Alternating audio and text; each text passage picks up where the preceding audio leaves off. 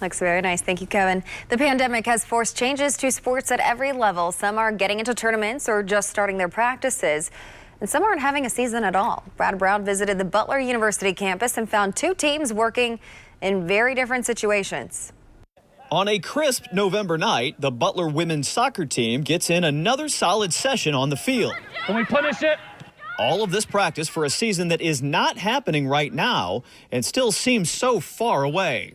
Kind of doubling down on, well, practice needs to be super competitive, and we need to be going above and beyond in terms of forming that culture and that identity that we value so much. BU's season was postponed by the pandemic, same across the board for fall sports.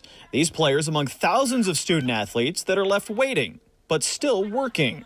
Our coaches have done such a great job at just recreating that competitive environment and that atmosphere that we would have during a regular season or during a real game. And so we're coming to practice, we're getting after it, we're still competing. It hasn't slowed the level of intensity for these Bulldogs. Coach Rob Alwyn's squad spent several months working out on their own. Players stuck at home in varying forms.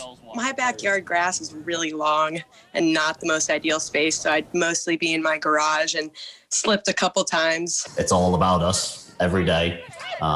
Being able to actually train harder more often during the week than we would in a regular season where we're coming off, typically a couple of games a week. They will get a chance to play. They just don't yet know when. But the opportunity to just keep kicking is enough to keep their spirits up. It's like we picked up right where we left off. We're just getting after it, and like we talked about, there's no really outside pressures or distractions right now. We just get focused on getting better and following the tactics, and nothing else that we have to worry about at the moment. We have the opportunity to go play for a conference championship, national tournament set for the spring as well. So I don't think there's much more motivation needed. Meanwhile, inside Hinkle Fieldhouse, the Butler men's basketball team is on track for a season that's still being assembled. It's been hard, but it's been good. We got a bunch of new guys, so obviously the time that we missed in the summer was an important time for us, but just getting to learn each other's game, trying to mesh as well as we can. Short time to do that. Now, with some games on the calendar, the Dogs can look forward to meaningful minutes on this court very soon. We've been locked in from when we were all together as a team, but like I said, November 25th having that date on it, seeing the opponent, knowing who we're going to play, definitely got us more excited as opposed to just playing with each other against each other every day. Butler will open on November 25th against Western Michigan.